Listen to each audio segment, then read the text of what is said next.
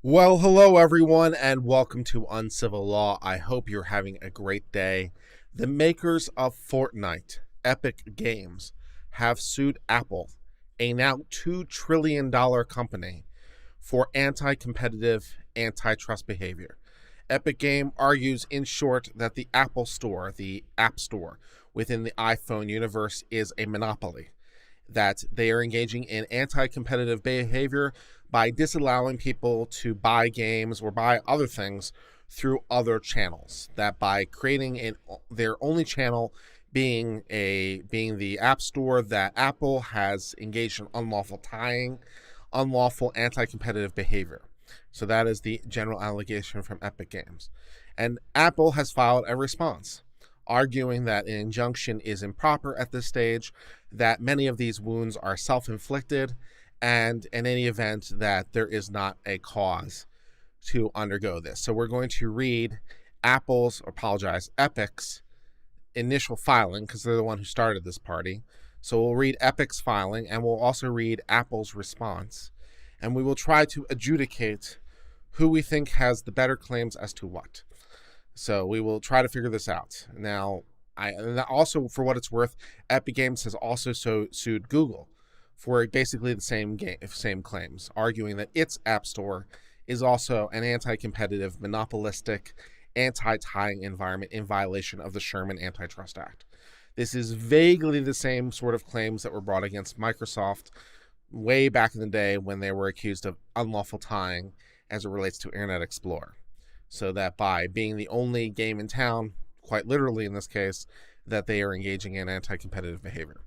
So we are going to read both lawsuits, and we will try to adjudicate, based on the initial filing and initial response at least, who we think has the stronger case out of the gate. So we will try to figure out what is going on in this Epic Games, makers of Fortnite, versus Apple confrontation. So let's get started with this. So we will start with Epic Games, maker of Fortnite, in their complaint for injunctive relief, which was filed in the Northern District of California. Skip.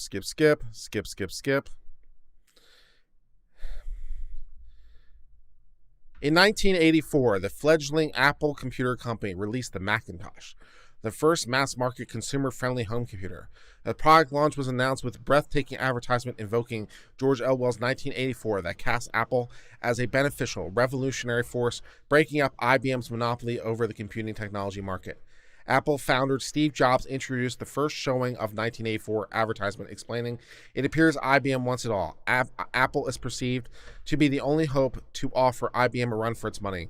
Will Big Blue dominate the entire computing industry, the entire information age?" Was George Orwell right about 1984? IBM did used to run the world pretty much. IBM's monopoly at the time was much bigger than Apple's monopoly even today. So IBM definitely ruled the world back in the day. Not so much now, although they're getting back into the game from cloud computing. But yeah, they used to run the world. Fast forward to 2020, and Apple became one, which also is a bit of a cautionary tale, I suppose, for Apple. Because, the big giants can always fall. The MySpace turns into Facebook, and who knows what the Facebook will turn into. That which is big today will not be big forever. Sunrise and sunset, you can't explain that, as Bill O'Reilly might say.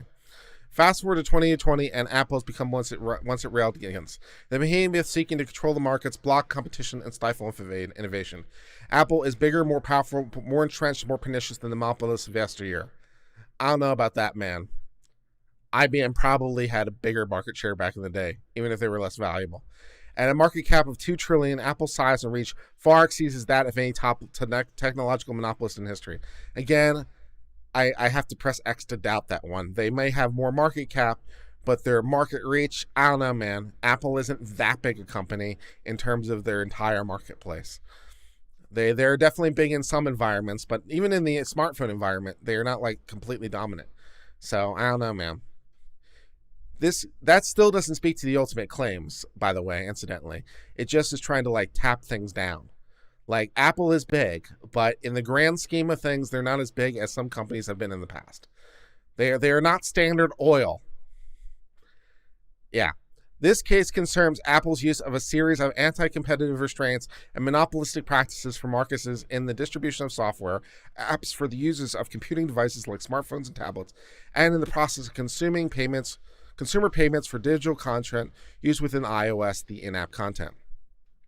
Apple imposes unreasonable and unlawful restraints to completely monopolize both markets and prevent software developers from reaching the over 1 billion users of its mobile devices unless they go through a single store controlled by Apple, the App Store, which Apple exacts an unlawful or oppressive 30% tax. So that'd be basically unlawful tying, is the argument there. Apple also, presumably Apple could allow other app stores, which would have to comply with whatever technological limitations are necessary, but they wouldn't have to be the only store in town. So presumably, if Apple wanted to, they could allow other app stores to also operate in their environment, as long as they met certain technological limitations. Apple also requires software developers who wish to sell digital in-app content to those consumers to use a single payment processing option offered by Apple, which carries this 30%. They use the word tax, which I don't know that I necessarily use that word because tax implies government, and Apple is not a government, at least yet. In contrast, software developers can make their products available through users of the Apple computer in an open market through a variety of stores. Full variety of payment options, competitive options that average 3%, a full 10 times lower. So in their desktop computing environment, they don't have this problem. So whatever technological limitations they need to put in place, they can do in the desktop world, and people can just play directly. And as a result, the fees are much lower. And so if Apple wanted to, they could presumably do this in iPhone world too. That would also be a thing. The anti-competitive consequences of Apple's conduct are pervasive. Mobile computing devices like smartphones and tablets and apps that run on them have become an integral part of daily lives as a primary source for news, a place of entertainment, a tool for business, a means to connect with family, and more. For many consumers, mobile devices are primary computers to stay in connect with the digital world. Even more and more true with every passing day. Mobile devices are becoming the primary devices even more and more so. There's a shortage on laptops right now, in case you didn't notice, because of all the people needing them for all their work at home and schooling at home stuff. When these devices are unfairly restricted and exorbitantly taxed by Apple, the consumers who rely on those devices to stay connected in the digital age are directly harmed. Fair enough. Epic brings this lawsuit to end the unfair and anti-competitive actions that Apple undertakes to unlawfully maintain its monopoly in two distinct multi-billion-dollar markets, the iOS app distribution market and the iOS in-app payment processing market. Epic is not seeking monetary compensation for the image, nor is Epic seeking favorable treatment for itself as a single company. Instead, Epic is seeking injunctive relief, allowing fair competition in these two markets that directly affect hundreds of millions of consumers and tens of thousands more of third-party developers. Okay. Apple imposes unreasonable restraints and unlawfully maintains a total monopoly on the distribution market. To live up to its promise to users that there's an app for that, Apple, after a short attempt to go it alone, opened up iOS and invited third-party developers. Yeah, when did Apple come up with the iOS App Store? Wasn't it around the launch of the 3GS? For a while, they didn't have the App Store, for those of you who are remembering far enough back. So they didn't have it for a couple generations there. Anyways. Those apps contribute immense value to the ecosystem and are one of the primary marketing features for the devices. But Apple completely bans innovation in a central part of the economy, namely any app that could compete with Apple for the distribution itself.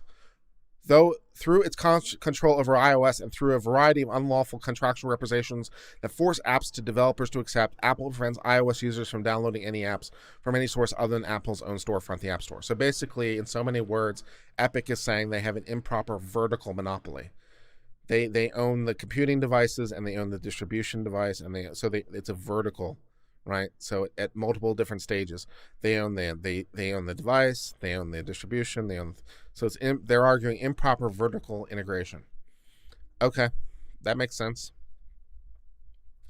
The result is developers are prevented from selling or distributing iOS unless they agree to the terms and accede to the oppressive terms and conditions. For example, as the sole distributor of the apps, Apple collects money from every iOS user app purchase, remits only 70% of the app developer, and retains a 30% tax. Again, I wish they wouldn't use that word for itself. For 30% fee would be fine. I don't really like the word tax. Tax implies government, at least to me. iOS developers are thus forced to increase their devices they charge the consumers in order to pay the tax. For what it's worth, also, I believe Apple does allow you to buy like subscriptions outside the App Store as long as there's not a link from within the App Store to outside. So, for example, if you want to get a subscription to Spotify, I think it's $12.99 if you buy it within the app. Now, Spotify can't give you a link, but if you go to their website because you know to do it, it's only $9.99. So, app does permit you to buy things outside the website and not collect a tax. You just can't like advertise it within the App Store. So, I mean, there is that option, which I assume Apple will get to. Anyways, there's no method app developers can use to avoid this tax. Yes, there is. I just described one. As Apple's foreclosed any alternative ways to reach the 1 billion users on its devices. Are we not paying attention to what I just said? As Representative Hank Johnson aptly summarized in a recent congressional hearing on tech monopolies, developers have no choice but to go along with the policy, or they must leave the App Store. That's an enormous amount of power. Okay. Apple's anti-competitive conduct with respect to distribution results in sweeping harm to the distributors who are foreclosed from competing with Apple and inventing new methods of distributing apps to users outside the App Store, such as, for example, curated app stores targeting particular categories of apps like gaming or travel. Fair. That's fair. App developers who are denied a choice of how to distribute their apps are forced to fork over more revenue on their paid apps than they would if Apple faced competition. Almost certainly true. And on occasion have to abandon apps altogether if they cannot earn a profit on this tax. And consumers who are likewise denied the choice and innovation in in-app distribution channels are forced to pay higher prices and suffer inferior customer service from Apple, the unwanted middleman. Okay. Apple imposes an unreasonable restraint and unlawfully maintains a total monopoly on the in-app payment processing market. Among the oppressive terms that app developers have to accept, Apple coerces all developers who wish to use its store, the only means with which to distribute apps to the iOS users, to use exclusively Apple-owned processing payments for all in-app purchases of in-app content.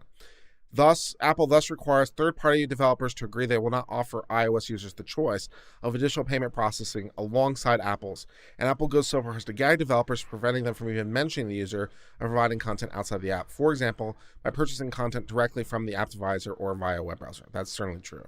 Yeah, you can't advertise it within the app. That's definitely true. Because Apple has a monopoly over distribution of the apps, app developers have no choice but to assent to the anti-competitive tie. It's Apple's way or the highway. Yeah, that makes sense. In this market, too, Apple thus stands as a monopolistic middleman, positioning itself between developers and consumers. As the sole payment processor, Apple is able to take this exorbitant fee on all of its content. Apple's anti-competitive content with respect to this in-app payment processing harms. They harm other payment processors who are foreclosed from competing based on price and innovating new methods of in-app processing, such, for example, rewards or payment through carrier billing. App developers who are denied a choice and are forced to pay this tax set by fiat rather than by competitive forces. And consumers who are also denied the choice in innovation and platform processing, except for higher prices and inferior service. I'm not sure whether the service is necessarily inferior. And that's kind of in the eye of the beholder, whether or not Apple's service is inferior to other options, but whatever. Apple's anti-competitive conduct in this market is unchecked. Apple faces little, if any, constraint on its monopolistic power both in the iOS app distribution and payment processing markets, as Apple has foreclosed all direct competition. And Apple stands as the sole middleman between a vast and disparate group of iOS users and a vast and disparate group of app developers, each with little power to individually constrain Apple. You know, these arguments are not half bad. We're a little bit still in the prose portion of this, or the poetry portion of this, rather than like substantive, but it's not bad. You know, it's like there's no really inherent technological reason it has to be this way. As they pointed out, like if Apple wanted to, they could allow other people to install apps without going through their store. They allow it in desktop computings. There's no particular reason it has to be this way. So they've created an improper vertical monopoly with improper time. So it's like, yeah, that might be an anti-competitive act. That seems plausible. Not bad. Not bad. Further, competition in the sale of mobile devices does not limit this market power.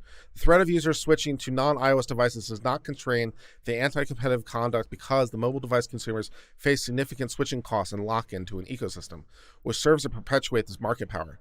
I'm not sure I buy that. The ecosystem is no more like locked in than the Mac PC ecosystems. I mean, they're more competitive, and it's still a pain in the butt to switch from one to the other. So I'm not sure that's a iOS versus Android store problem.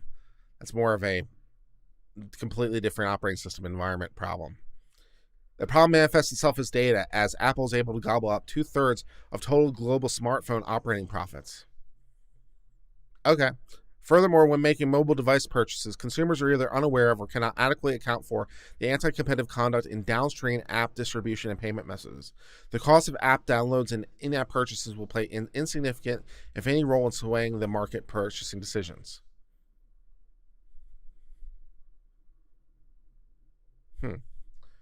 That's a slightly strange argument from Epic's point of view. That seems like a little bit weird. The cost of the downloads and in-app purchases play an insignificant role in swaying purchasing decisions. Basically, it's too small for the average consumer to care. I'm not sure that makes sense in this frame. It seems like a point that kind of goes the other way. I'm not sure about that one. Epic is one of many app developers affected by this anti-competitive conduct. It is a developer of entertainment software for personal computers, smart mobile devices, and gaming consoles. The most powerful of Epic games is Fortnite, which has hundreds of millions of people in a colorful virtual way where they meet, talk, compete, dance, and even attend concerts and cultural events. There are cultural events within Fortnite? This is the first I've ever heard of it. What cultural events? Could you watch the DNC convention within Fortnite? That'd be hilarious. Fortnite is beloved by millions of users. In the first night after the release, the game attracted 125 million players. In the years since, it has toppled 350 million players and has become a global cultural phenomenon. Exciting. Epic and Fortnite are directly harmed by the anti-competitive conduct. But for Apple's illegal restraints, Epic would provide a competing app store on the iOS device, which will allow iOS users to download apps in an innovative, curated store and will provide users the choice to use Epic or another third party's in-app payment processing tool. Yeah. Apple's anti-competitive conduct has also injured Epic in its capacity as an app store developer by forcing Epic to distribute its app exclusively through the store and exclusively using these payment processing. As a result, Epic is forced, like so many other developers, to charge a high price in order to pay this 30% quote-unquote tax. Okay. Contrast this anti-competitive harm with how other similar markets operate on Apple's own Mac computers. That's always a good thing. So we can compare this marketplace to similar marketplaces to show that what's happening here is not some sort of natural thing that's occurring and unavoidable. We can compare it to show that it's a deliberate choice, and it could be another way. So we're going to compare and contrast, or as some people would say, we're going to use whataboutism to show that it doesn't have to be this way. So that makes total sense to me. Mac users can download virtually any software they like from any source they like.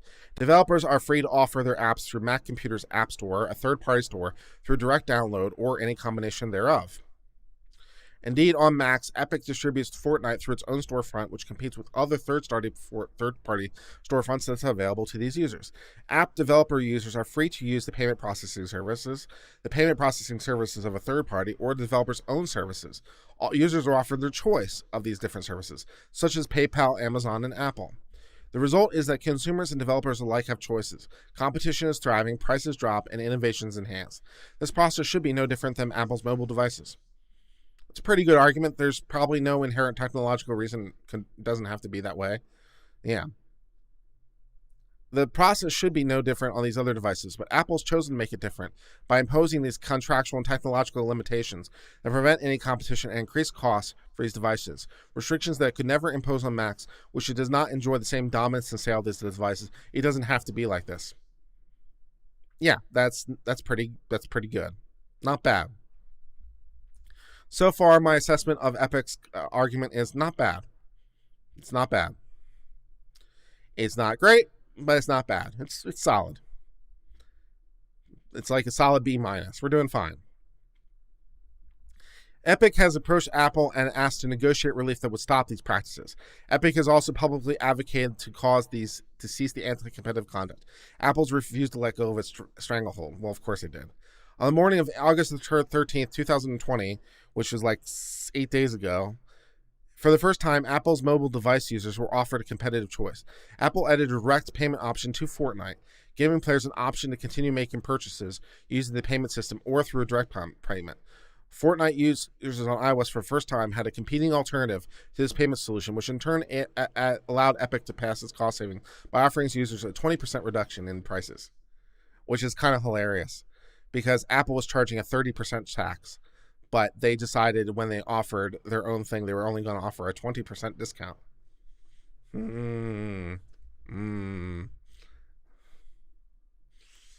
Rather than tolerate this healthy competition and compete on the merits of the offering, Apple responded by removing Fortnite from sale, which meant new users cannot download the app, and all users who had already downloaded versions cannot update to the latest version. That also meant that Fortnite players who download the app from the App Store will not receive updates either automatically or by searching the store. Apple's further removal of Fortnite is yet another example of Apple flexing its enormous power in order to impose unreasonable restraint and ultimately maintain its monopoly power over this market. Yeah, that's pretty good. Accordingly, Apple seeks injunctive relief in this court to end the unreasonable and unlawful practices. Apple's conduct has caused and continues to cause financial harm, but as noted above, Epic is not bringing its case to recover damages. Epic is not seeking monetary damages. Instead, Epic seeks to add Apple's dominance over key technological markets, opening up the space for progress and ingenuity, and ensuring that mobile devices are open to the same competition as the personal computers. As such, Epic respectfully requests this court to enjoin Apple from continuing to impose its anti-competitive restrictions on the iOS system and ensure 2020 is not like 1984. Fine, it's a little bit whatever, but fine, that's fine. So we know who the parties are. Apparently, this is a picture of Fortnite. Makes me want to play the game. This is also a picture of Fortnite. In case you want to know what a Fortnite looks like, this is apparently what a Fortnite looks like. Okay. Blah, blah, blah. Let's talk about how great we are. Let's talk about the Unreal Engine. Let's talk about how they suck. Let's talk about why we're here. That's all fine. All right.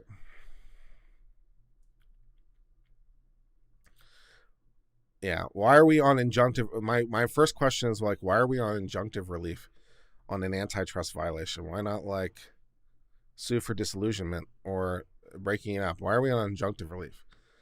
Are we suing for the right thing? I'm not sure we're suing for the right thing. You'll never get a TRO for sure. There's no reason to get a TRO, and yeah, I'm not. Are we suing for the right thing? I'm not 100% sure we're suing for the right thing here. All right, so now let's understand more about the monopoly power of this company. To understand how Apple maintains a complete monopoly over the distribution market, it'll be helpful to provide a background on smart mobile devices and Apple's control. And before you say to yourself, who doesn't know this? Judges don't know this, because judges are old. Judges don't know this. So yeah, we definitely have to tell them what a Fortnite is. They have no idea, I guarantee you. What's an app store? No clue. Yeah. Apple designs, markets, and sells mobile computing devices, including smartphones, which brands as iPhones, tablets, which are brands as iPads.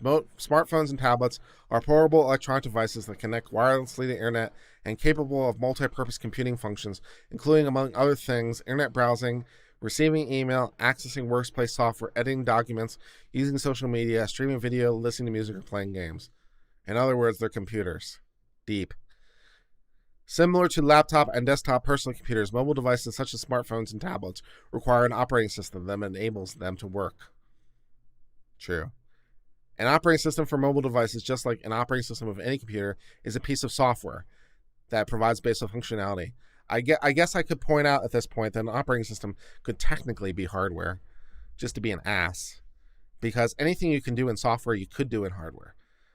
And there probably is a hardware operating system, I'm sure. There's probably a completely hardware computer with no software out there. So an OS doesn't have to be software. It could be hardware, specialized boards and stuff. Wouldn't be real convenient, but it's possible.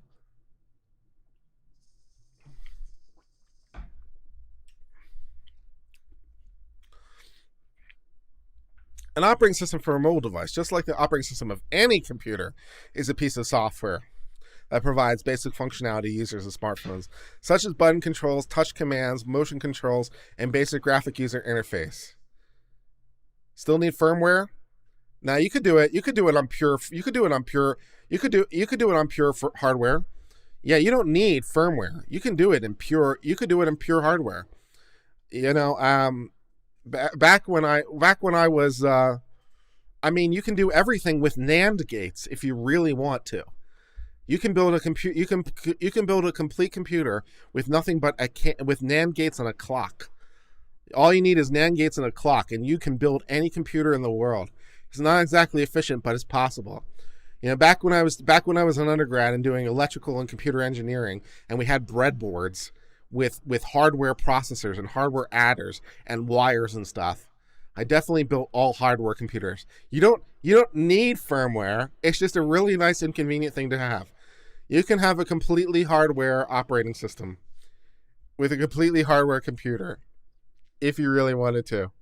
Good times. Yeah, you don't even need strictly speaking like wires and electricity and stuff. You know, one of my favorite analogies of all time for computing, just to show you like what the mental limitations are. You could move very big rocks physically on the face of a very big planet and create a computer that way, because you can represent the position, because you can divvy up the land of the planet as a massive tape, right? And you can use the rocks in different positions as bits. And so you can physically move rocks around like an abacus. An abacus is a completely hardware computer. It has no firmware. So yeah, you can just make a planet-sized abacus using a big desert and rocks and have a computer that way. It's not efficient, but it will work. Yeah. Good times. Similar to laptop and desktop physical products, mobile devices such as smartphones and tablets require an operating system that enables the multi-purpose functionality. Using the rocks and boulders on a desert in a barren planet somewhere. As an operating system for these mobile devices, just like any operating system for any computer, is a piece of software. Yeah, we did that. A mobile operating system facilitates basic operations such as GPS positioning, camera and video recording, speech recognition, and other features. You can use really big rocks on the surface of a desert to represent a picture. It's just moving bits up and down, and then you just have to know what the coding is, and you too can take a picture, use it by moving rocks around on a really big desert planet. It'll work, kind of, sort of. Just as personal computers are sold to users with an operating system pre-installed, well, most of the time, yes. Smartphones and tablets are sold to users with these mobile devices. Yeah. An abacus is not Turing complete? I suppose it's not. That's a fair point. But you can generate a Turing complete machine using pen and paper. You wouldn't have an infinite tape, but neither does a computer. But you can do a Turing machine on pen and paper. In fact, you can do it in punch cards. Like that's how computers used to be programmed, was with punch cards. And you could just physically read the punch cards. And you could actually go through and you could do it by hand.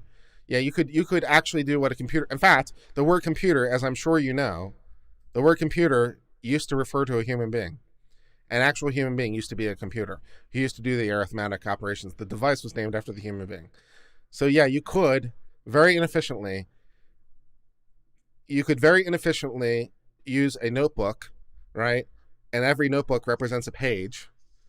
And, you need a live notebook, but you could represent the page, and then you could go back forth and you could just manually change the bits by hand, by scratching things out and filling things in by hand. Very inefficiently. But you can do a Turing machine using pen and paper. I wouldn't recommend it, but it's definitely possible. Yeah. The vast majority of OEMs do not develop or own proprietary mobile devices, and instead must license for a mobile operating system for installation on devices.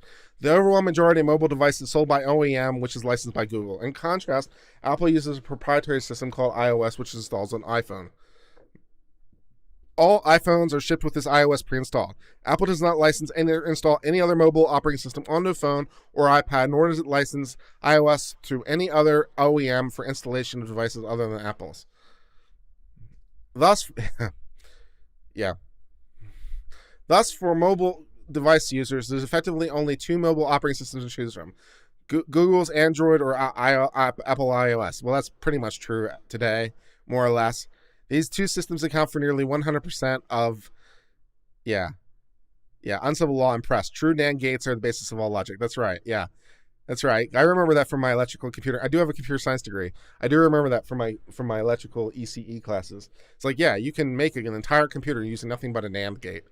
All you need is a NAND gate and a clock, and you too can make a computer. Yeah, would not recommended. Mobile device users, including iOS device users, desire to use a number of app controls in configuration with their system. Software designed to run on smart tablets facilitate and magnify the full range of device functionality. In fact, for what it's worth, I saw a video very recently on the Saturn V rocket that we used to get to the moon, and the computer that was used to get to the moon, which holds something like 16 kilobits or something ridiculous. And I saw this old video with Computer File, or maybe it was Tom Scott or something. And they actually went to the to NASA in Huntsville, and they actually looked at the computer, and it's the greatest thing ever because it's all physical. The bits are physical. It's a series of wires in a grid pattern, and then they have the rings at the intersection of the wires, and depending on how that ring is magnetized, changes it to a 0 or a 1. So every one of those little rings, it's a physical ring. Every one of those physical rings is a physical bit. So you can actually, so you have these wires interlaced, and at the intersection, every one is a bit. And depending on how it's magnetized, that makes it a 0, 1. So if you really wanted to, you could physically trace every single wire through every single bit. And then if you know what the thing is, you could physically trace it, and you could physically do the math. So it's a completely physical computer with physical bits on this 16 kilobit machine of like 16 plates of these interlaced physical hardware stuff, man. Get off my lawn, man. You can do some really interesting stuff. Yeah, good times. This has become let's talk about ancient computer technology day. Yeah. The access to these smart functions on the go forms part of distinct value of apps to many consumers and businesses. For instance, the portability of smartphones in conjunction with certain apps enables users that could not be replicated on desktop computers. Real-time GPS driving directions. See, you don't need real-time GPS directions. All you need is a Saturn V with literal physical bits that are very small rings that are magnetized. That's real-time GPS. I got you to the moon, so close enough. Entering mealtime orders tableside, processing payments in open air markets and craft fairs, or taking photos and instantly posting them to social media. In short, apps print and customization of user devices to cater to the specific needs. Yeah.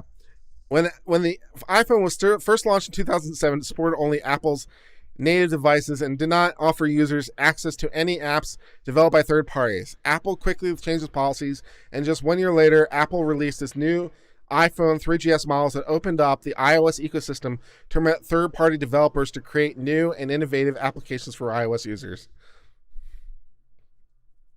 Yeah, it was the core memory. That's right. That's right. It was core memory, but whatever, it doesn't matter. Yeah, it's core memory, but yeah, still, it's like, physical bits, man. Since opening up to the platform and up to today, the vast majority of apps are developed and programmed by third-party developers, although Apple and Google, who control these, also distribute apps.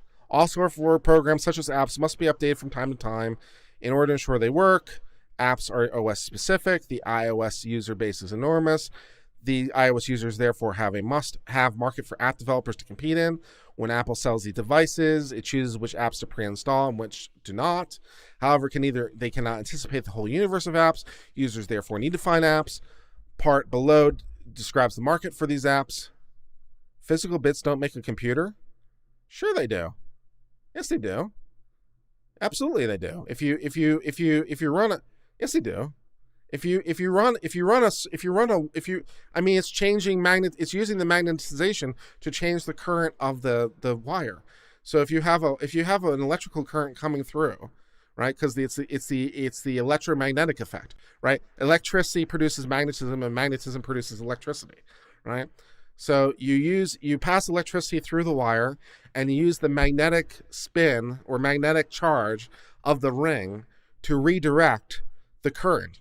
So you're using the magnetism to produce electricity, and the electricity to produce magnetism. It's the electromagnetic effect. So yeah, you're using the intersection of the wires to say, based on this charge and based on this bit, I want to redirect this power to this voltage. That's absolutely a computer. What do you think a computer is, man? That's a computer. What are you talking about? Of course it is. That's a computer. You're doing math. You're doing math. You're doing math. You're taking a power. You're taking a thing, and you're looking at this thing. You're generating a current. I mean, that's math. That's binary, man. That's hardcore. Will I be teaching you calculus? At this rate, maybe, man. At this rate, maybe. That's not a computer. Yes, it is.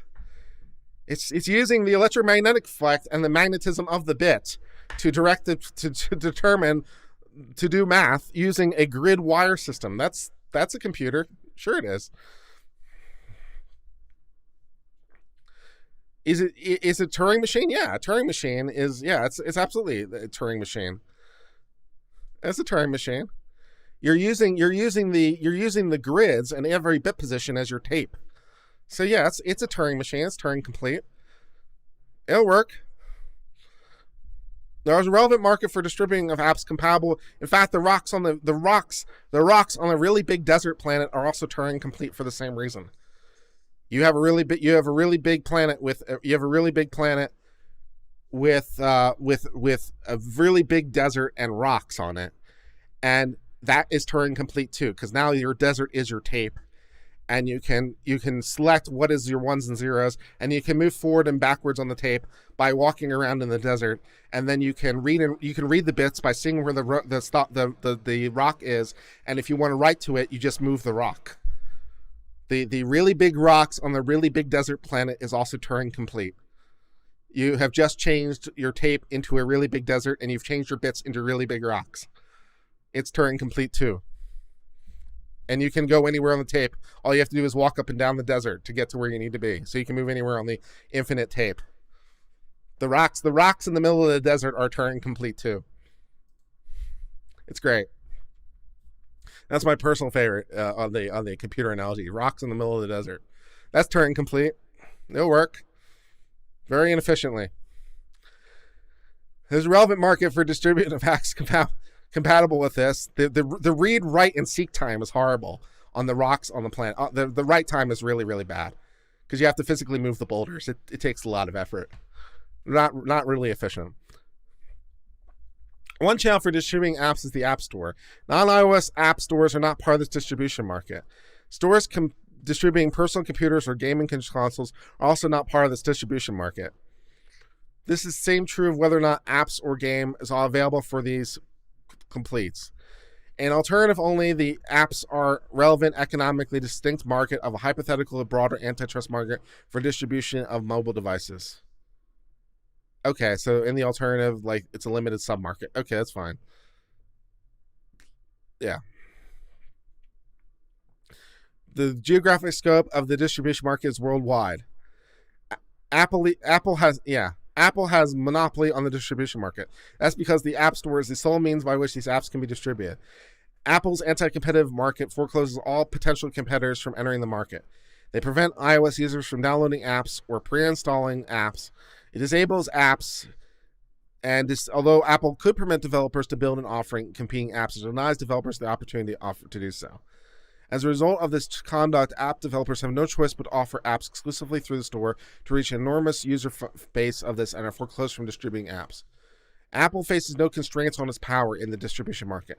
Non-iOS distribution platforms do not constrain Apple's monopolistic power in the distribution market because they are not compatible with iOS devices. They cannot provide iOS users with apps for their devices, and they do not contain iOS-compatible apps. Nor can app developers constrain Apple's anti-competitive conduct in the iOS distribution market by declining to develop apps. If a developer does not develop apps, they must forego all the over 1 billion or so of these users. No developer alone has sufficient power to overcome the network effects and switching costs associated. to entice enough users to leave the thing, thus developing Apple solely for it. Thus, they need to rely on iOS. Fair enough. Yeah. As described below, the competition in the sale of mobile device users does not constrain Apple's power in the iOS app distribution market because iOS device users face substantially switching costs and lock into the iOS ecosystem. Further, regardless of the extent of the competition in the sale of premium smartphones, competition at the smartphone level will not constrain the power in their market because consumers cannot adequately account for this anti-competitive conduct.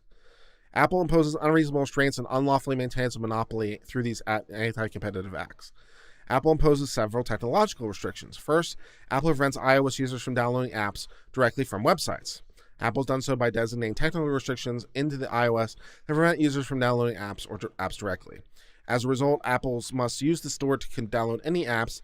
The developers must use the App Store to distribute apps, and the would-be app distributors are unable to offer apps through the competing websites. Apple pre-installs the App Store on every home screen of every device it sells. It does not pre-install or even allow any competing apps anywhere on the device.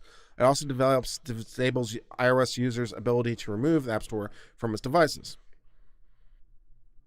App also imposes contractual restrictions. First, Apple conditions all developers access to iOS on developers' agreement to distribute it solely through the App Store. Apple affects this unlawful conduct by requiring the developers enter into the development agreement. The development agreement requires developers distribute their apps only through the App Store. The section provides applications may be distributed only if selected by Apple for distribution via the App Store, custom app distribution, for beta distribution through test flight, or through ad hoc distribution as contemplated in this agreement. The App Store is thus the only channel through which developers can distribute apps. Custom app distribution, beta distribution through test flight, and ad hoc distribution are limited distribution channels that can only be for specific types of commercial users. Custom app distribution is only available in unique and specialized circumstances, namely when a business or school needs to support the distribution and maintenance of its devices. Custom app distribution is a storefront or storefront functionality that enables users to obtain licensed applications through Apple Business Manager, Apple School Manager, or otherwise permitted as Apple. Organizations can use the Business Manager and School Manager to organize their devices, apps, and accounts. These programs enable organizations to buy and distribute apps and content in bulk to their members or employees. Custom app distribution does not allow developers to distribute apps to a broader user base. It is essentially a sanctioned extension of the App Store for a narrower specialized purpose, not a competing distribution channel. That's fair.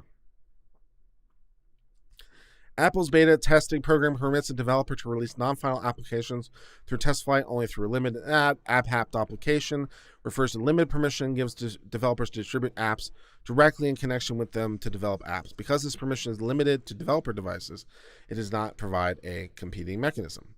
Therefore, they're contractually limited. Secondly, Apple conditions app developers access to agree not to distribute through third party. The developer agreement prohibits applications to create a store or storefront or other code. Further, this App Store guidelines for developer requires iOS to follow or remove, makes it unacceptable to create any interface for developing or displaying third-party apps, extensions, or plugins. In other words, to access the user base, app developers must agree not to distribute. There is no pro-competitive justification for this market.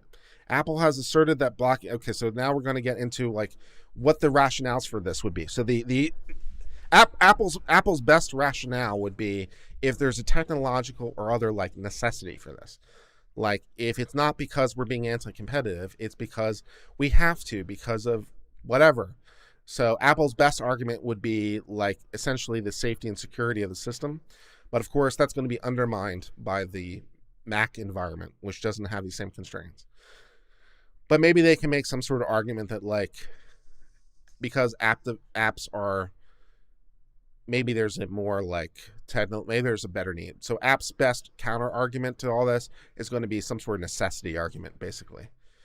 That's what it seems like to me, which seems a little bit problematic. So let's see what Fortnite thinks Apple's best argument is. So this is what Fortnite thinks Apple's best argument is. Apple has asserted that blocking these third-party distributors is necessary to enforce privacy and safety. This is a pretext they've used to foreclose all app competition. A simple comparison to how they handle third-party software on Mac illustrates how baseless it is.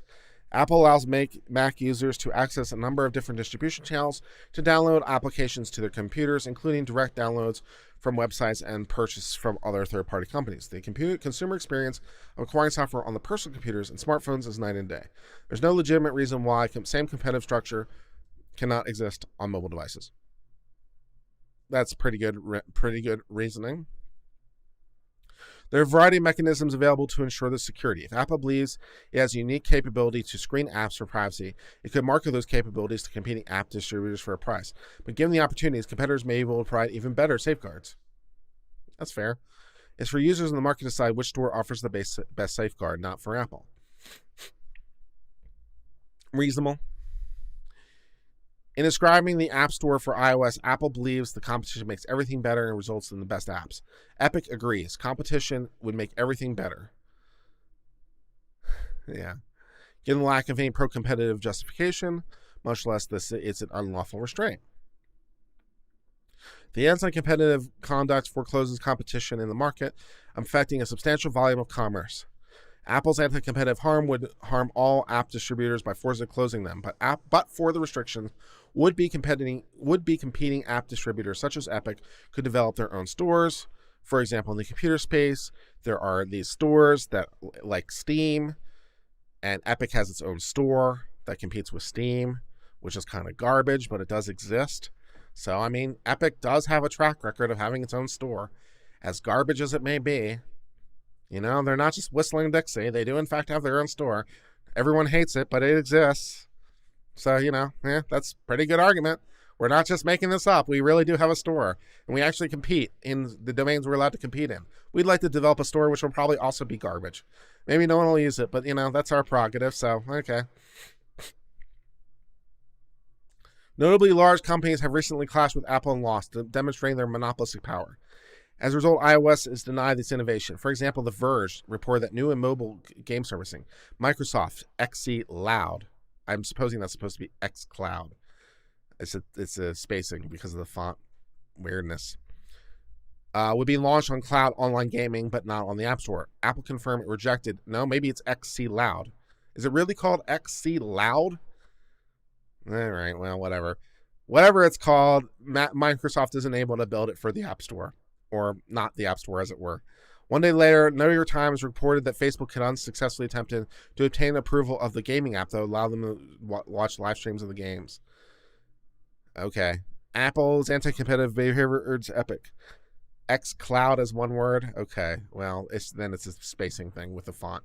Sometimes when I download these things from Pacer, you get these weird little font things. So we just deal with the font. It's fine. It's fine in the original. It's just an artifice of whatever. Don't worry about it. Apple's foreclosure of any competition reduces competition pressure. The restriction prevent developers from experimenting with alternative models. This is a tax. It's recognized as tax. It's prohibitive. Steve Jobs acknowledged developer cannot buy, rent, subscribe without paying Apple, which we acknowledge is prohibitive for many things. It harms consumers. The conduct denies choice. Lack of any competition. It increases costs. It's getting a little repetitive at this point. It's like, I feel like we made our point 10 pages ago. But, okay, I think we got the gist. Many apps generate revenue. Fortnite would like to generate revenue. To establish this, we need a store. There are third-party developers. We don't have a choice. There's a relevant market. Absent the unlawful conduct, we could integrate payment processing. They offer different payment solutions. API would do this. It's particularly notable. They sell in would be able to do that. Okay, this is a nice little claim. It's particularly important that app developers who sell in-app digital content be able to offer in-app transactions that are seamless, engrossing, quick, and fun. Transactions themselves should be fun. I don't know if I would describe transactions necessarily as fun unto themselves, but okay, let's make the transactions fun. That sounds like a thing to do. Okay. As another example, oh my God. As another example, if a user of a mobile dating app encounters a particularly desirable potential dating partner, she can do more than swipe right or like, but can also purchase an item. Epic is encouraging simping. Epic says simping is the way to go in your online dating life. Maybe I should give that a go. It's therefore essential that developers who offer content be able to seamlessly integrate these solutions. Mobile devices particularly value the ability of users to engage in gameplay. By contrast, app developers who sell physical products have multiple ways to process transactions. The geographic scope is whatever. Apple has a monopoly. This is not meaningful constraints. Competition does not constrain. Therefore, they do not constrain. It charges a 30% fee. In these other domains, it's like 1/10 as much. Apple imposes unreasonable restraints through its contracts, may not use their own mechanisms or functionality. The guidelines ensures an anti-competitive tying policy. Yeah, that's what we're getting to. Unlawful tying, unlawful vertical integration. I think I said that about 40 minutes ago. We're finally getting there in paragraph 132. I'm like, yeah, unlawful tying. Thanks for finally getting there. That's nice. Apps Yes will take on another further gagging from informing users, enforces these terms, provides all the blah, lack of pre-competitive justification.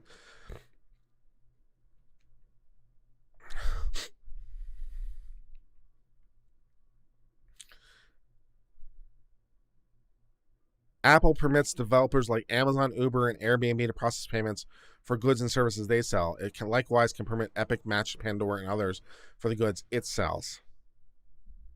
Okay, yeah, that's, there's no technological reason for that. That's fair. Apple has also served on occasion must force developers to use that so they can monitor each transaction and ensure Apple's paid. But it's circular. It presupposes that you're entitled, which it is circular. It does presuppose that. That's fair. Anti-competitive markets forecloses competition, but for the restrictions, there would be competing app providers. For example, Skrill, which offers pay safe cards across Poland and Germany, can do stuff within the App Store if we let them. That'd be nice. So Poland and Germany to the rescue, I guess. Apple conduct denies developers the choice, but for the restrictions, we'd be doing this. It harms us with inserting mandatory middlemen, increases cost. 30% is much higher than these fees. This is one thing about law. It can be very, very repetitive. It's like, let's say the same thing again for the 8th time. People will say, why are you so repetitive, Kurt? Because law is repetitive. I learned it by watching you. That's why I'm so repetitive. In case you didn't hear me say it for the first 8 times, let me say it again. Hey, did you know that they're anti-competitive? Did you know there are tax? Did you know that but for this, we would be doing things? Did you hear? Did you hear about the anti-competitive? Did you hear about the integration? I don't know if you heard me the first 7 times. Let me tell you again about the anti-competitiveness. The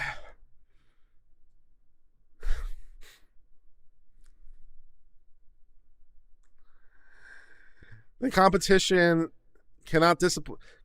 the sale cannot discipline conduct in the market. Competition cannot constrain Apple's competitive in the sale of devices. The constraint in the market is not disciplined by sale of devices. The market is not disciplined by sale of devices. They face substantial costs in switching. The cost may be significant. As a person who has switched between Android and iOS, it is a bit of a pain in the butt. I can attest to that personally. It is annoying to switch between them. It's not a huge deal, but it is kind of annoying to switch between them. I gave it a go, man. I was on Android for like 3 years, and I couldn't deal with it. I'm back to iOS, man. And I'm much happier, so I'm sorry. It's like I tried, man. I really tried. I got the Pixel 2. I had the Pixel 3 for 2 years, and I had to give up. Couldn't deal with it. You should have gotten a different Android phone, but it was Google Pixel. It should have been the best Android experience. No, their stuff is garbage. You should have gotten something different. Oh my God. No. Different stakeholders, dominance in sales, maintain the high cost of switching. 92%, 90+% say they want to switch with it. These markets would be a problem. Competing devices obscures the impact of this conduct. The consumers unable to determine the life cycle prices of the devices. I think that there's markets that are well existing and trying to determine how much the devices are worth on the secondary market. I don't see that. All right, so yeah, finally we get to the Anti-Sherman Trust Act. Thank God. Sherman Act, finally. Thank God. So we're finally getting to the law. Yay.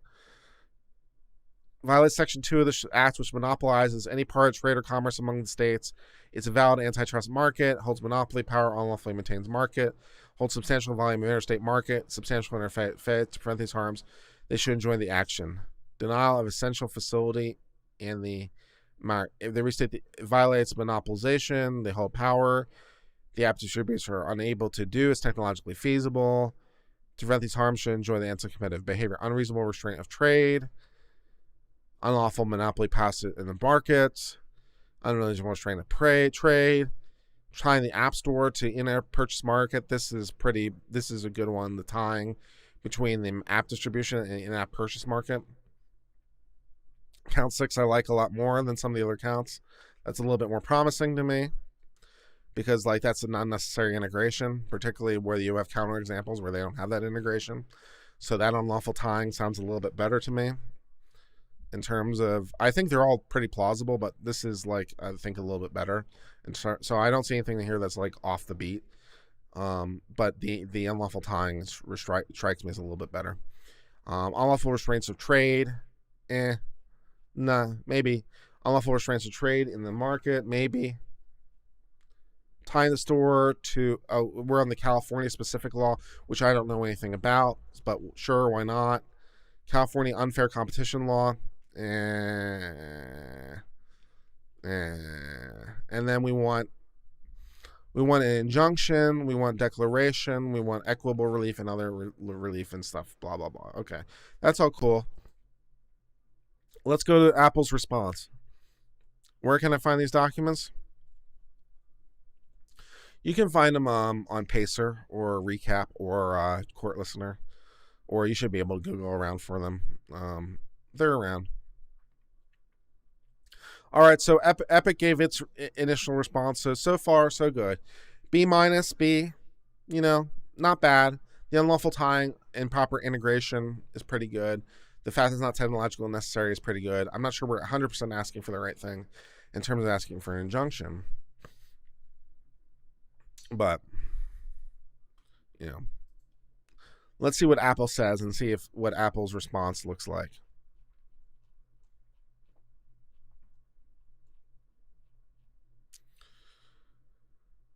For years, Epic took advantage of everything Apple's App Store had to offer. It avails itself of its tools, technology, software, marketing opportunities, and worldwide customer reach that provide so they can provide games like Infinity Blade and Fortnite.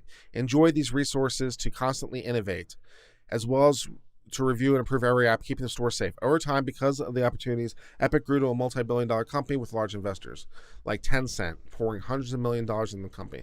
Now, having decided it would rather enjoy the benefits without paying them, it's breached its contracts using its own customers as leverage. That's a really stupid. I don't really like that argument.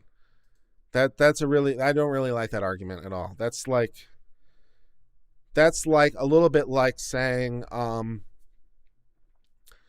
it's a little bit like saying for years we've run this illegal black market, and these people have come for years and are selling stuff at this illegal black market, which we command and control, and now they're upset over the illegal black market we've been running for all these years. It's a little bit like the textbook definition of chutzpah. Right, it's a little bit like the textbook definition of chutzpah. It's the guy who begs for mercy because he's a widower because he killed his wife. So show mercy on me because I'm a widower, having murdered my wife. That's the textbook definition of chutzpah. So it's like for years we've run this illegal enterprise, and they have been super successful in our illegal enterprise, and now they're complaining about the illegal enterprise. How dare they? How dare they get upset with our illegal enterprise? I don't really like that argument very much. No. They should be grateful that we only extorted them to the amount we did. They shouldn't be upset with our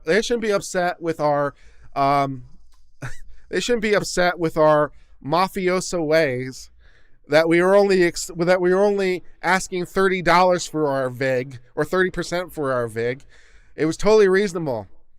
They shouldn't complain. They should be thrilled.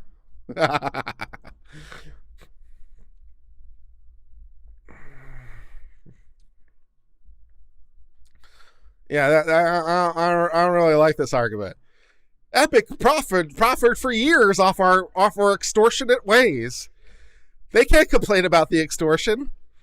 I'm pretty sure they can complain about the extortion, Apple. You're off to not a great start over here in your first paragraph, man. Jeez. In the wake of these voluntary actions, again, voluntary actions.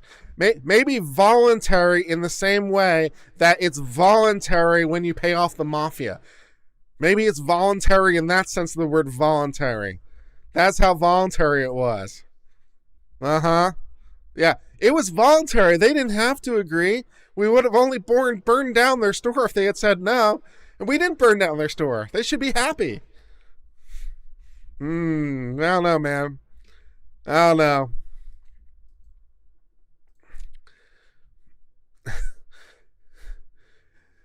The emergency relief is entirely of Epic's own making. Epic's agreement with Apple explicitly spell out that if they violate the rules, both of which apply and are enforced to all developers, Apple will stop working with that developer.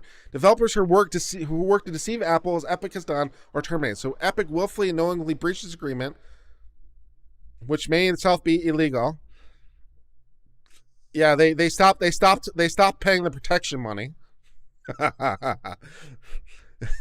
They stopped paying the protection money by breaching the agreement. So they breached the agreement by secretly installing a hotfix to bypass the system, knowing full well what would happen. In doing so, not only purportedly created the harm to game the players. They should have known that by stopping to pay the protection money, we would have burned down their store. We've been warning them for years. Man, I don't know, man. I'm not really feeling this response from Apple, man.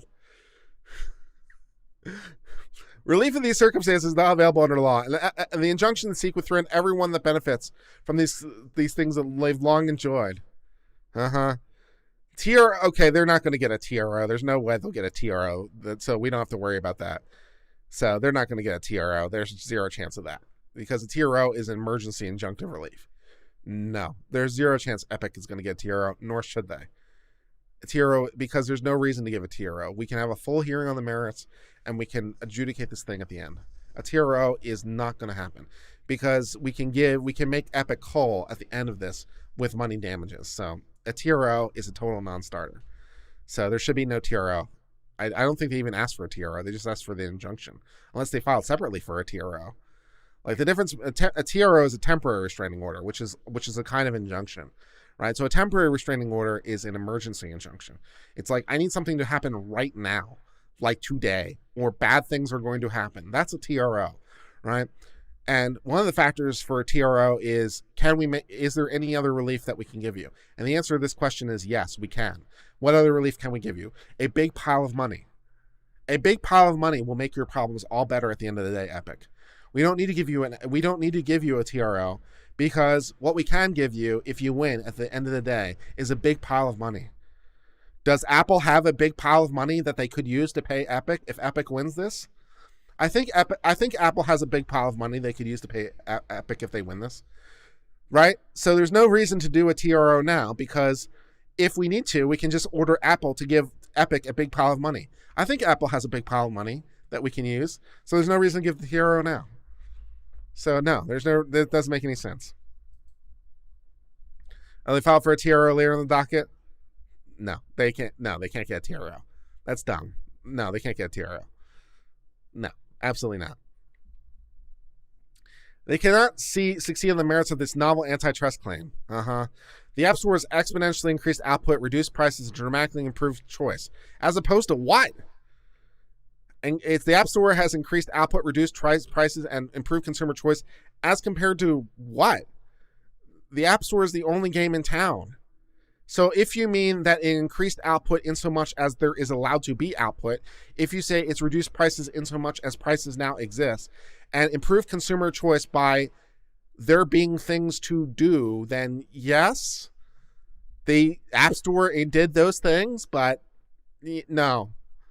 As Ninth Circuit declared this week, novel business practice in the market should not be conclusively presumed to be unreasonable and therefore illegal without elaborate inquiries into the precise harm they've caused. Epic does not, however, engage in this elaborate inquiry in its motion. It fails to enlist any economics to support its contrived market tying theories. First of all, it doesn't have to because of notice pleading, right? So there's more than enough here for notice pleading. So it doesn't have to do that. And it would be a little weird, although not unprecedented to do so. So they could have done that, but they don't have to. They can bring that in later. And these things sound plausible on their face to me. It sounds prima facie to me. That there's improper tying. So it didn't cite any economists in its initial complaint. Okay. It inconveniently ignores that Fortnite can be played on numerous supports with or without Apple, even as Epic tests that.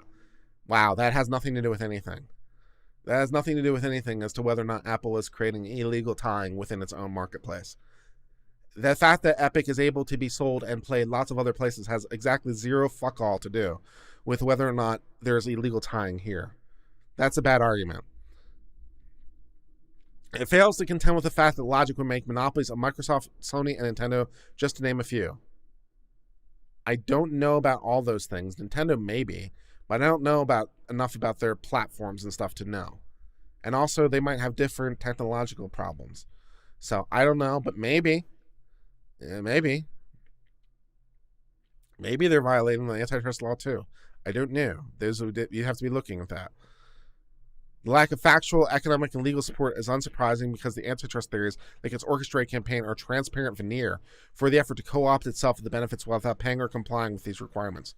The public interest could do not waver in favor of these decisions because it no longer wanted to play by Apple's long-standing rules. Injunctions do not give parties the contracts they wish they had.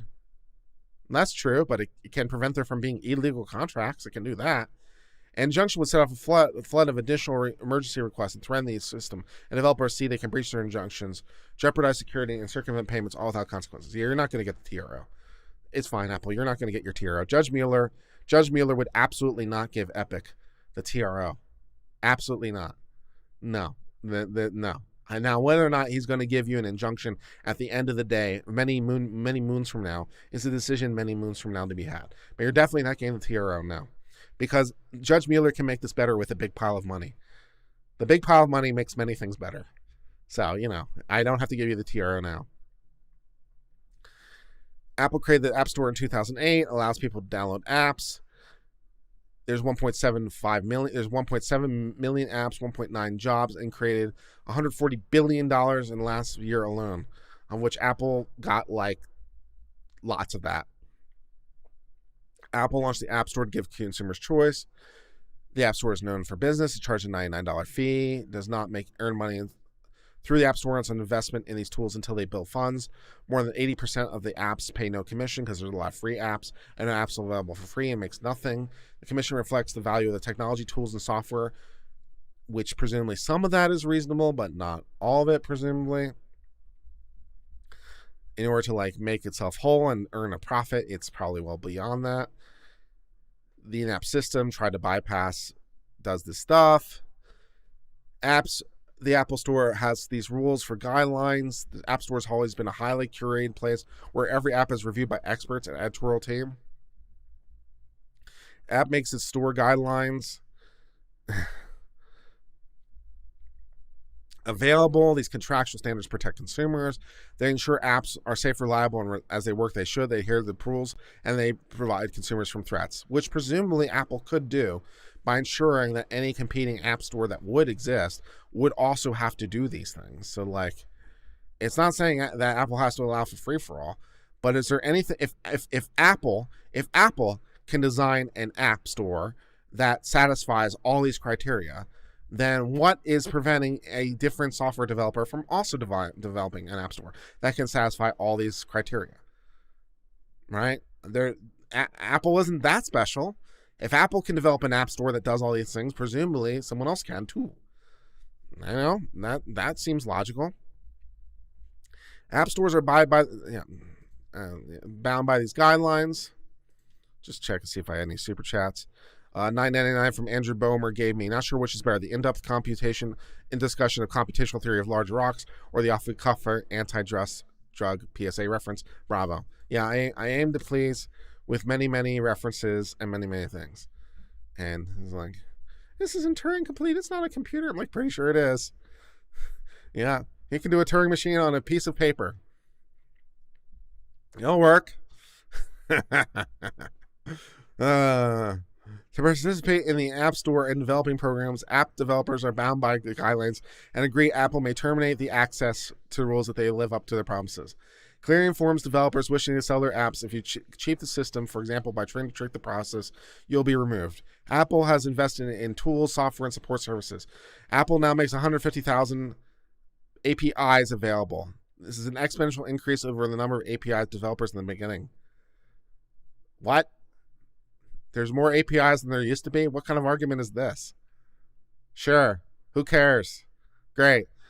As a condition of using these tools, they require them to sign a license agreement. It prohibits them from disabling, hacking, or interfering with Apple technology. It prohibits developers from distributing appers and circumventing the process. Epic has been developing for many years. It's taking advantage of this to market to our product, which presumably they'd like to do, but not necessarily through the App Store. Fortnite is a billion-dollar franchise, so at least they can kind of play on Apple's turf, maybe a little bit.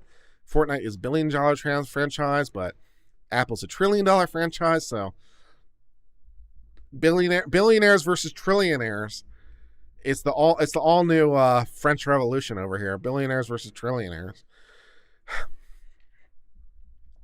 Apple admits in order to gain this agreement was bound by the contractual provisions. Of course it was. That wouldn't make any sense otherwise. The experience of Fortnite outside the experience illustrates the importance. In 2018, announced that Android versions of the game would be available. Merely sites appeared that not only advertised, but also distributed malware. As one commentator noted, unsurprisingly, malware versions of unsuspecting gamers in the months followed the Android release, which is what individuals would do with any popular app. Which, again, presumably Apple could fix by allowing only authorized app stores, so it could presumably only allow app stores that would compete with that would meet its guidelines, but it would have to apply those rules fairly. So if the problem is that people were doing malware on Android and we don't want that, well, we can fix that problem, but it isn't necessary to have the only app store in town to fix that problem.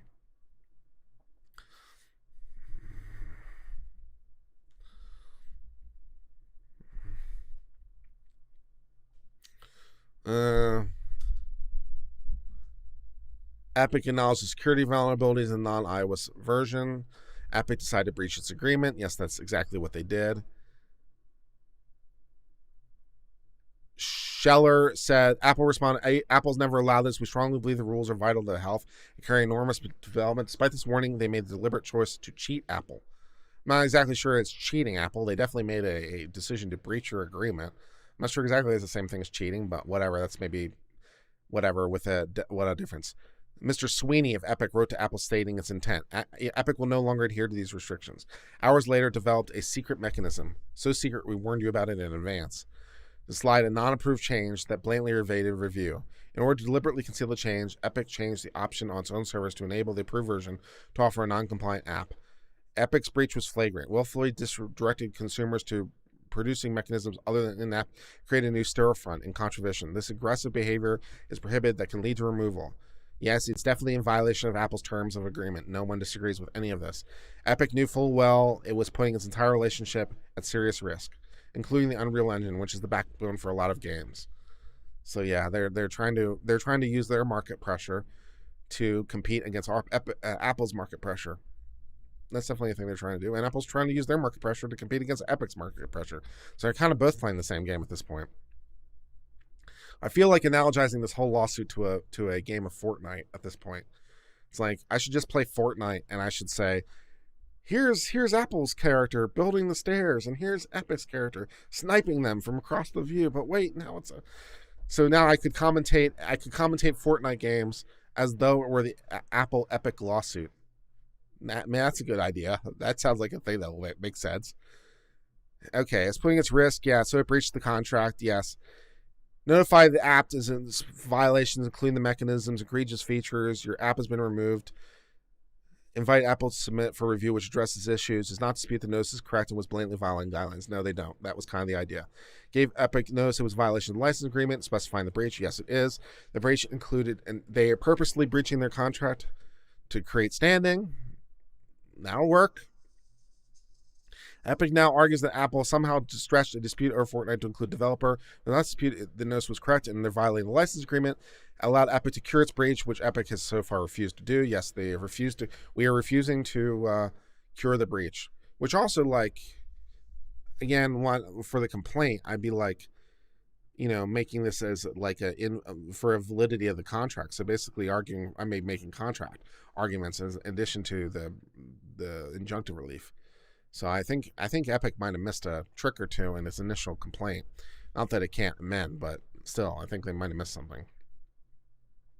Anyways, so Epic would terminate. The offer to cure remains open. Fortnite would be available and would remain developer program, as Apple explained. We hope you're able to cure the breach and continue. We value our developers.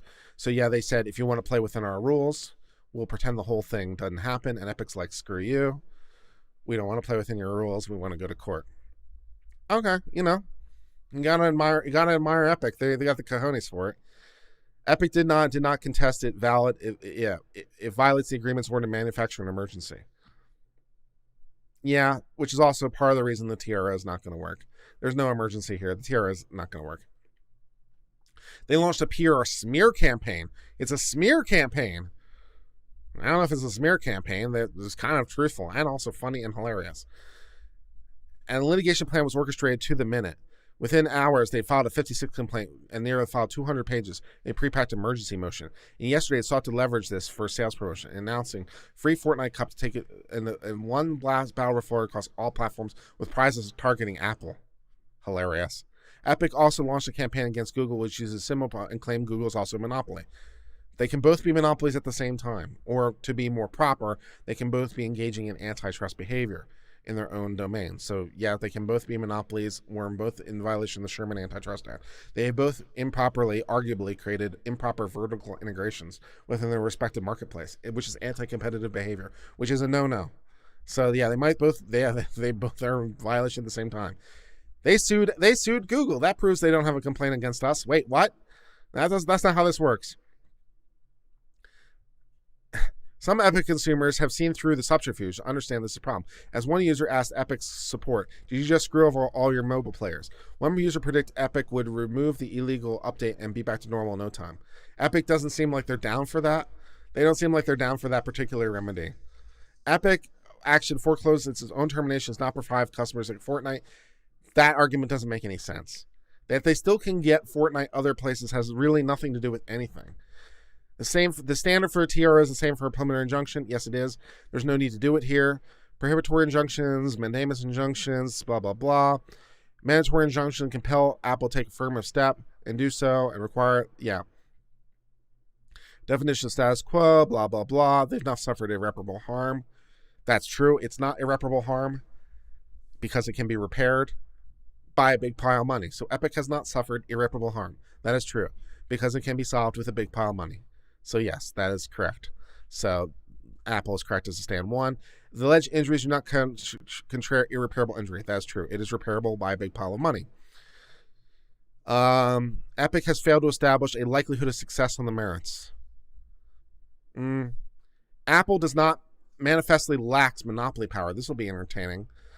Apple does not address and asserts no likelihood of success on its claim that Apple has monopoly in a novel iOS app distribution market, has violated the Sherman Act by declining to facilitate the download of apps other through its app review process. Epic must prove the existence of such monopoly to sustain its tying claim, because Epic alleges that the iOS distributing app is a tying product and it wields malware in its course developers. That is exactly Epic's complaint. Apple has correctly stated Epic's complaint. Yes, that's exactly what Apple's saying.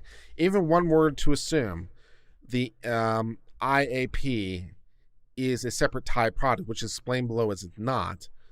The IAP is the in-app review or in-app purchasing process. Epic's tying claim fails because the market is limited. Because the market limited iOS has no basis in reality. Tying claim requires market power in a tying market. They have tying power in the relevant market. What are you talking about? They definitely have tying power in the relevant market. A manufacturer's own products do not themselves comprise a relevant product market. They're not their market. They're not their products, right? It's their storefront, but that's not what we're talking about. So no. A company does not violate the Sherman Act by virtue of the natural monopoly it holds over its own product. That's true. Yeah, that's true. Courts routinely reject the argument that a single branded product constitutes a relevant market. Mm, mm, yeah, but this is a little bit special because it's a thing that facilitates other things. So if the App Store was a thing unto itself, so if it were like the calculator app, because there's a built-in calculator app, like the calculator app would not be a relevant market if they didn't allow the installation of other calculator apps. Now the calculator app does not allow you to facilitate the installation of other stuff, so it doesn't quite hold. It would be more akin to the browser. So like the iOS device comes with a built-in browser, right? So if they didn't allow you to install other browsers, that would be because the browser itself doesn't like facilitate the installation of apps, at least traditionally. So that would be the analogy. So this is probably the exception to the rule. This is a single. I don't know. This is a single branded market, and to the extent it is, I think this is the exception that proves the rule. For this reason, the Pi-Star Court held a relevant market to the Mac OS was improper single branded market. Yes, the Mac OS, that would be true because we didn't allow you to, because again, didn't allow you to install other, or did facilitate other operating systems, but that's a wholly different problem. Dismiss the time claim. The only authority Epic offers is an administrative decision of the European Commission, which interprets only European Commission law, which, is persuasive for as much authority as it has. I mean, it's not binding authority, but, a decision from the European Commission is something. So, it's something. An antitrust market must include services that are reasonably interchangeable to provide developers for the same purposes, which the App Store presumably is. It is reasonably interchangeable by developers for the same purpose, like the iOS device itself is, right? Fortnite has achieved success by taking advantage of the distribution channels, including other app marketplaces, not within the iOS environment, which is the whole problem. Epic claims to exclude these competitors because they're not compatible and do not offer iOS apps. While that may be factually true, it says nothing about whether the platform is interchangeable for other outlets in the eyes of developers and consumers. Yeah, but it puts the focus in the wrong place. So Apple's trying to move the analysis up the hierarchy. So, which is a perfectly reasonable thing to do, right? Because you have to analyze monopoly power or time power at the right level of inquiry. So you have to go at the right level of the abstraction. So Apple is trying to basically go up the abstraction hierarchy. So Apple's trying to go from the abstract. Epic is trying to keep the abstraction hierarchy at the level of the App Store, right? And Apple is essentially trying to go 2 steps up. So Apple's trying to say the right level of abstraction is not the App Store. The right level of abstraction isn't even the iOS device. The right level of abstraction is the environment of all computing devices or video game devices. So they're trying to move up the hierarchy to show that because in that hierarchy, Apple's definitely not a monopoly, right? Because Apple's not the only video game smartphone device around, right? So they've moved from an environment where they are a monopoly, and they've moved up 2 steps in the hierarchy to say, oh, we're not a monopoly anymore, right? And so this is part of the challenge, is looking at the right level of analysis, because you could of course keep going beyond that, right? Why stop at video games, or why stop at mobile devices, right? That's an arbitrary line too. You can move up the hierarchy past that too. So you can move past mobile devices and the video game devices and move into, I don't know, all consumer electronics. But why stop there? How about all consumer goods? How about all things that exist? So you have to figure out what the right level of inquiry, because in the scope of all things that exist, Apple's a pretty small piece of the picture of all things that exist, don't you know? So they're not a monopoly in the scope of everything that exists. They don't rule the world, right? So you have to figure out what is the right level of abstraction here to figure out what the right level of analysis is. So Apple is trying to move up into the hierarchy and trying to say the right level isn't the App Store. The right level isn't even the iOS device. The right level is the level above that, which maybe is like all cell phone manufacturers or all video game devices or whatever. And there we don't have monopoly power, which is a perfectly reasonable argument. I just don't think it's a winning argument at the end of the day. Yeah. $5 from Aluminum Tep. If Epic wins this, would it cause problems for Apple's ban on third-party browser engines on iOS? iOS allows only Apple WebKit-based engines. I don't know. To the extent that would be a technological thing, maybe, maybe not. I don't know how hard it would be to reprogram other browsers in WebKit or not, but it might be. You'd have to look a little bit more at the facts of things. So, yeah. Yeah. So,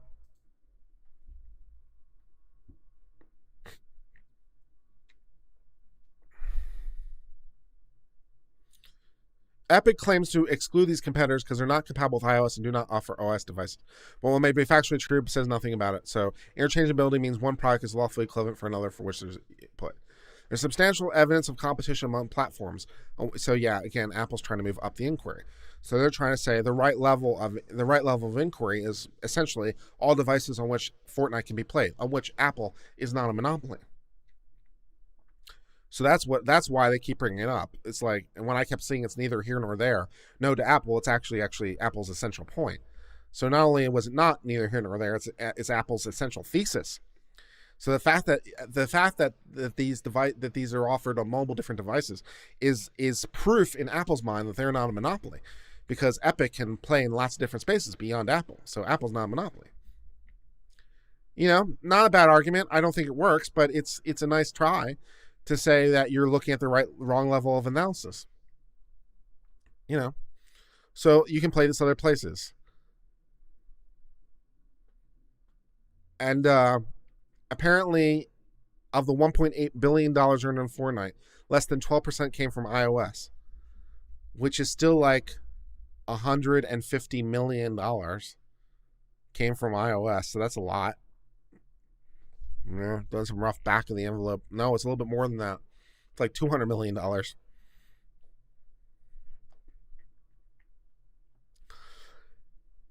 The IAP is not a separate market or product. The antitrust claim Epic invokes in emotions, per se unlawful tying, unreasonable restraint pay, and monopoly rests on the false premise there's a separate market for iOS in-app payment processing, and that in-app purchase function is a separate product.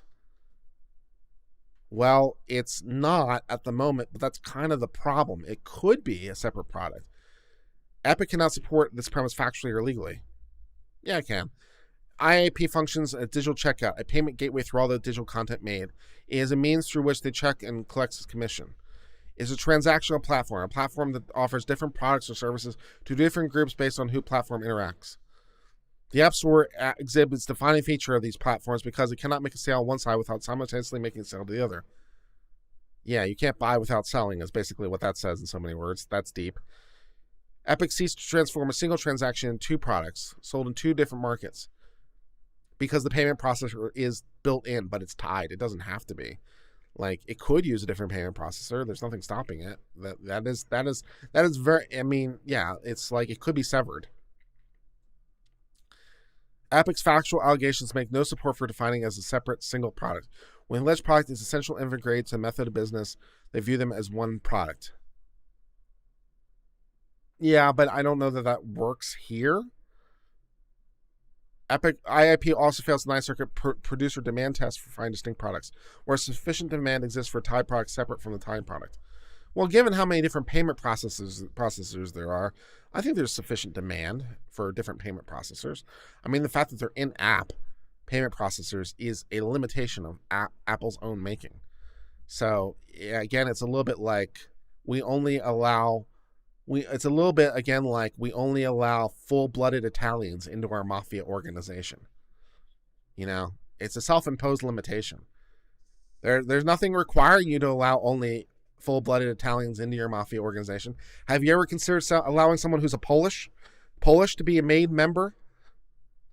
Mafia people, maybe that Polish guy should be made. How about that? He's not full-blooded Italian. Well, that's a self-imposed limitation, Mafia. Get with the times. Stop discriminating. You don't have to be full-blooded Italian to be the best Mafia member you can possibly be. It's a little bit like that. Obviously, the analogy is a little bit farcical, but you get the point.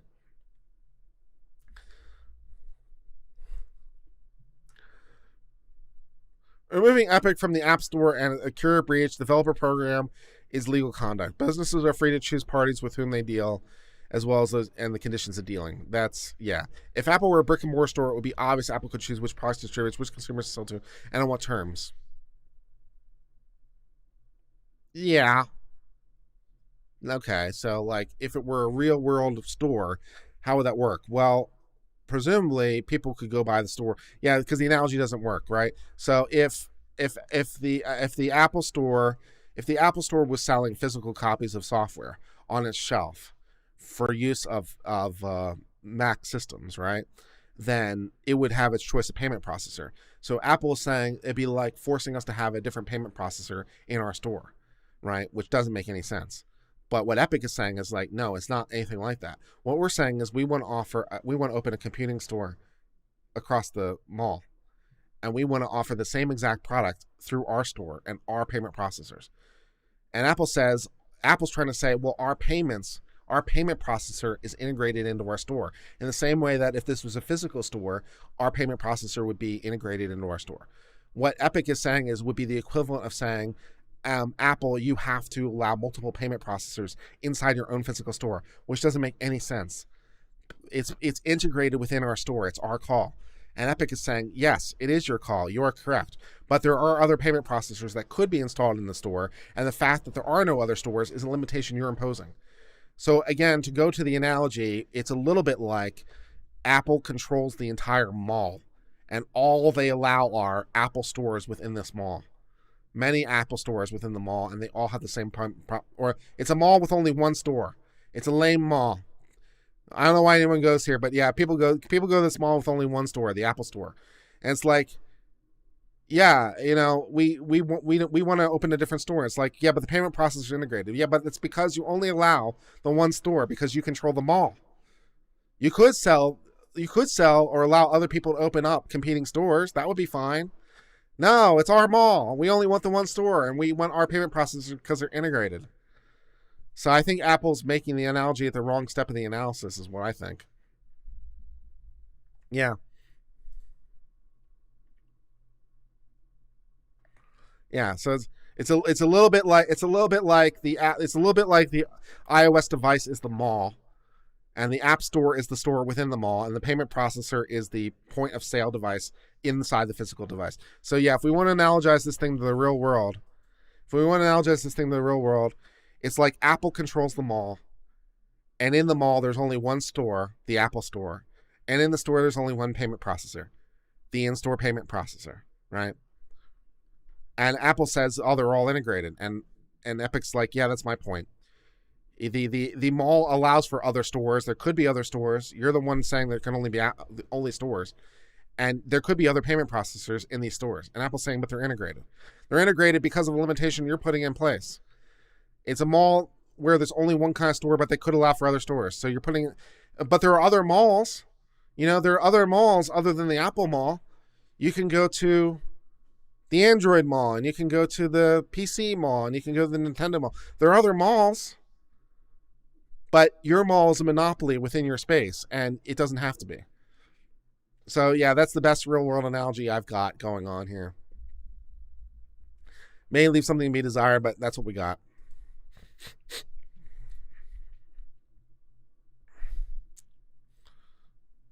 If it were a brick and mortar store, it would illustrate both Apple's points and Epic's points. Then we'd be arguing what the right level of analysis is. The Apple Mall only has Apple Store and the Apple processor inside the store, but there are other malls. But the Apple Mall could allow for other stores, but Apple won't let them, and so forth and so on. So yeah, if this were real world, the analogies that's how that would work. Epic claims also depends on holding that the requirements which ensure privacy are a tie, monopolistic violation of the rule of reason. Products and technology choices, such as how Apple structures the App Store, do not comprise anti-competitive conduct. Yeah, see, I agree with Apple the way this is phrased. Yes, the way Apple structures the App Store and its guidelines do not constitute anti-competitive conduct. That's true. But again, we're back to the mall, and we're also going to vertical integration. So if we think about vertical integration, it's the equivalent of the app payment processor inside the App Store, inside the App Mall, inside the App Town, inside the App County, inside the App Country, right? And inside the app world. So like we can have multiple different levels of integration, right? And so where's the right level of analysis? So vertical integration would be owning every step up and down that path. And so Apple is saying the way we run our Apple store is our business, which is 100% true. Right. The way you run your Apple store is your business. What you do in your store is your own business. But does that mean that you get to run the mall to the point that you can prevent other stores from also opening up and running their store the way they want to? That's the question. That's the improper tying, the improper vertical monopoly. You Apple, the mall, are preventing other stores from opening. Yeah, you can run your store any way you want. You just may not be able to prevent other stores from opening. That's essentially the argument. Apple has not denied Epic access to an essential facility. Yeah, I don't think anyone's claiming it's essential. Epic claims iOS is a Okay, Epic apparently is claiming it's essential. Apple claims iOS is a paradigm essential facility and factually and legally untenable. They've never upheld the essential facilities doctrine. The theory has been criticized. Essential facility doctrine, yeah. It's well understood the essential is not inventation. Epic denies Apple's denied access to iOS, but it's simply false. Apple offers Epic, every other developer, access to iOS through its license agreement, which is Epic says that they've denied access to our mall, but that's not true. Epic is not denied access to our mall. They can enter our store, which is within our mall, anytime they like. So they're not barred from the mall. They can come to the Apple store, which is inside the mall. In fact, it's the only store inside the mall, don't you know? So, yeah, they're not barred from our mall. They're more than welcome to our mall and come to our store, which is the only store that's there. All the store. Yeah, okay. It's all one big Apple store. Apple's essential facility claim is nothing more than a refraction refusal to deal claim. It's down arrival because it's not substep as discussed above. Yeah, this argument isn't going to work. It's not essential facility. So Epic is wrong on the law here, but that's okay. It has other arguments that are better. So IAP is supported by a legitimate business purpose. Let's give that a try. There is a legitimate reason that the Apple Mall only has the Apple Store inside the mall. Okay, let's give that a shot. Epic's claim will fail because it's black letter law that antitrust defendants' conduct is redeemed by a legitimate business purpose. Absolutely correct. If there's a essential reason for us to do this, then you are correct. Apple's need of ensuring it actually gets paid. Well, it presumably could charge for access to the mall as a landlord, right? So that's an option. IAP is a fundamental mechanism by which Apple, like many other transactions, implements its business model and recoups its costs. Lame. The fact that we have this vertical integration is how we get paid. Yeah, but you don't need the vertical integration to get paid. You could just lease out the property, as it were, at a reasonable rate. Balance of equities. It does not favor because it has unclean hands. Does Epic have unclean hands? That's actually a pretty good question. Does Epic have unclean hands? That's a little bit of a philosophical view here, whether or not Epic has unclean hands. Unclean hands is just what it sounds like. Is Epic at least partially at fault here? Did Epic do a bad? That's unclean hands. So did they have unclean hands? Well, they spurned the breach. So a little bit, but not enough for me to care about. But it's not a bad argument for Apple's lawyers to throw out. I just don't think it goes anywhere. So yeah, Epic's hands are a little bit dirty, but not enough for me to care about. So they've breached the contract, does not seek return status quo. It's candid about its desire. It suggests could recover damages. If they succeed, they make the same argument. Yes, that's true. That's part of the reason that Epic filed suit for the benefit of all. Like real libertarians or something. The court should also consider Epic created the circumstances in which it now complains. For the TRO, for sure. It's like, yeah, you did create this problem, so no on your TRO, but yeah. Injunction would harm the interest for a TRO for sure. Disfavors breaching agreement. That's fair enough, but that assumes the agreement itself is valid, which is a whole nother problem. Selling a video game is not the type of public interest that warrants injunctive relief. Yeah. Conclusion: a business relationship gone sour, even when the plaintiff loses risk, is without more does not constitute an emergency. It's not an emergency. It's not a TRO, and that's the end of the thing. Okay, so yeah, so we're at the end of this lawsuit.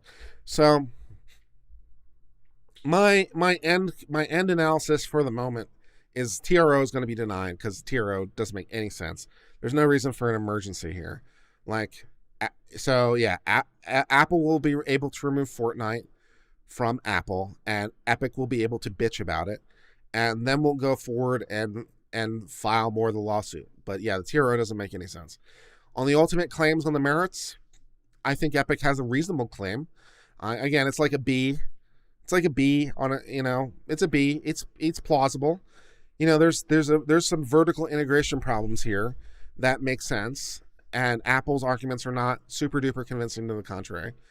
There's some arguments here that, there's nothing obvious that would preclude Apple from allowing other stores to open inside its mall. And being the landlord of the mall, it can obviously insist on certain rules. So if Apple's complaint is, we need to ensure a certain level of privacy and security and whatever, like a mall, they could insist the stores have certain guidelines. They could insist, again, going to the real world analogies, they could insist that every store have guards and alarm systems and fire systems, and they could insist that they have around the clock monitoring, and they could insist that they pay part of a fund to, have those cops and those fake cops and those fake cop cars drive around the mall and look at, I don't even know what they're looking at. So if their concern is about security and privacy and things like that, then they can put in reasonable conditions as part of as being a landlord that requires the businesses to do stuff and things that would further the mission of the mall. That's all fine. So yeah, there's nothing obviously. It's like only we, Apple, can do this. It's like, why? I think other businesses can probably meet your criteria. It's like, it's a bit burdensome, but it all makes sense. So it's like, you want to make sure that you have around the clock security and bars and cameras and watches and timers and guards and all that crap, then sure, why not? And whatever the digital equivalent of that is. So yeah, but there's no reason that you have to keep them all to yourself. So my initial thought on this lawsuit is that Epic has a pretty decent lawsuit. I don't think it's exceptional, but I think it's plausible. So I think the TRO is going to get denied hard, and then it becomes an issue of the litigation and stuff. And there might be some arguments to the contrary that are not initially fleshed out right here. Not that you'd expect them to be. We're really early in litigation, right? So we just have an initial complaint, initial response. It doesn't have to solve every problem. So, and obviously the Antitrust Act is amazingly complicated, but, it seems like, yeah, it could be. It could be, but there's a lot to be developed. So, yeah, I think Epic gets removed from the App Store, and if Epic wins at the end of the day, we can give them a big pile of money, and the big pile of money will make everything better. You may have gotten $200 million last year from the App Store. So if you win 5 years from now, that'd be like $1 billion, right? That'd be $200 million a year for 5 years. So if this lawsuit goes on for 5 years and Epic wins 5 years from now, that would be 200 million times 5, which is $1 billion. Does Apple have $1 billion that they could give to Epic if they had to? Will you take a check? So, we can make you whole at the end of the day. I don't think that'll be a problem. So, I'm not really worried about the long term here. But yeah, we're a long way from the end. But so far, it seems sufficiently plausible. So that's all good. 499 from Little Jimmy said, after this Fortnite revelation, I hate super chatting on my iPad. Noting you guys get even less than if I super chat on my PC. I don't know that Apple takes 30% of the super chat revenue. I don't know how that works out between YouTube or whatever. If they do, then I'd be very, very sad. Yeah, they're not suing for money. They're suing for injunctive relief so far.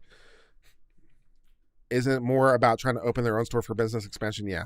So, but yeah, we can make them whole at the end of the day by doing whatever. Yeah.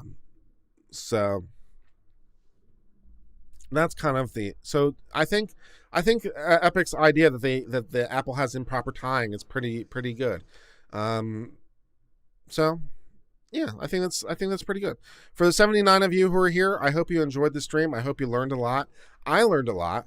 It will be definitely something we follow along the way because there's a lot more law to be done. So we will. I'm not saying that we will cover every step along the way because that's just too burdensome. But maybe we'll do some major steps. So when the TRO is inevitably denied, I wouldn't expect us to do a TRO stream is denied. If for some miracle the TRO is granted, we'll definitely cover that because that would be a very unexpected result. So that would be a very unexpected. So if TRO is granted, we'll definitely cover that.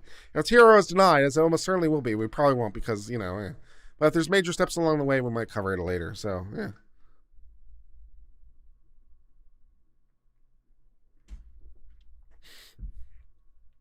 I hope you enjoyed this stream as always. Until later, my friends, I hope you're well. Peace and goodbye.